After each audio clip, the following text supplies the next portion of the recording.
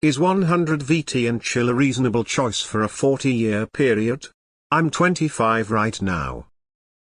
I'm aiming for a 7 nominal annual return and 4 real annual return, inflation adjusted basically, but obviously there's no way to guarantee that. I only plan to add 20/40 bond allocation in a total bond ETF BND 20 years in when I'm 45. You'll do better than 99 of the people here who are timing the market and trading, not investing a majority of their wealth in stocks. This is not a reasonable choice, this is the best choice you could possibly make at such a young age. 100 of my 401A and 457 is VTI. 100 of my Roth IRA is SCHD. Set and forget. Extremely diversified, extremely low cost, extremely simple. There are no guarantees, but this is as close as it gets.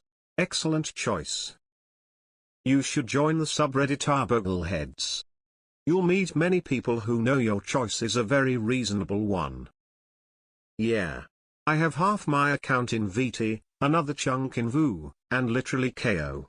Why Coca-Cola? I'd like Coke, I guess. Yeah. Welcome to the Millionaires Club. If you add regularly whether there's panic on the streets or whether your barber recommends stocks and buy double during recessions, you'll have more money than you know what to do with. Solid return for minimal effort. Yeah, you'll get some world exposure too. Can't go tits up unless a nuclear holocaust happens. Then it won't matter anyway. VT is arguably the most reasonable single investment the average person can make. I hope when you're 65 you come back to this thread and be thankful for people like Pickle Dildos for their advice. It's the wisest decision you can make. Invest it and forget about it. Absolutely. I'm 36, and have been VT and chill since 2015 in my Roth IRA, which is 100 VT. ETFs are a great tool for safe steady investing. Personally, I think at a young age it is worth investing in riskier investments.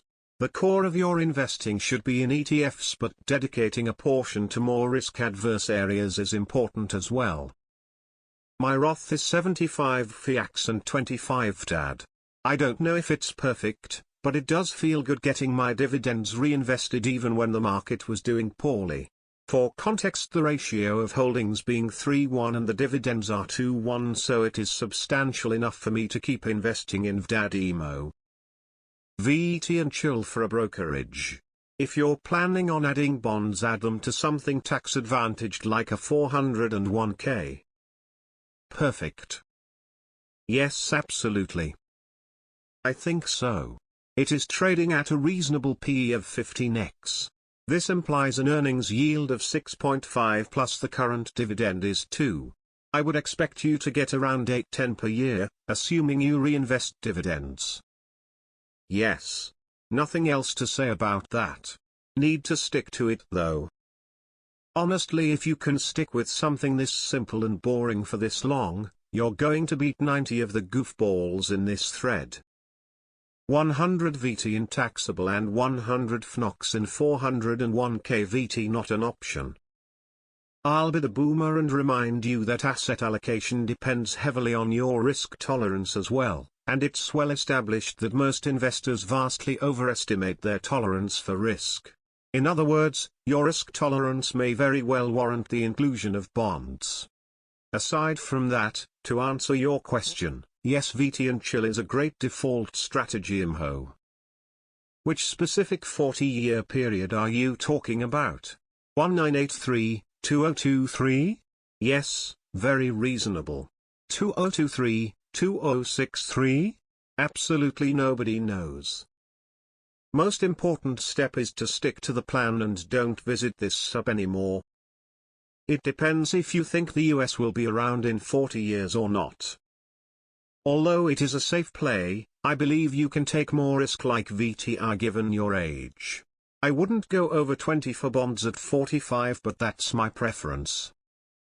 Yes. It's boring as hell and some Redditor will come in here swearing they have a better strategy. They do not. Long horizon, keep putting money in and let it grow. You'll do well. You could do worse. I'd prefer greater weight in small cap holdings, and also prefer a position in something that's valuation sensitive. But VT is hardly terrible.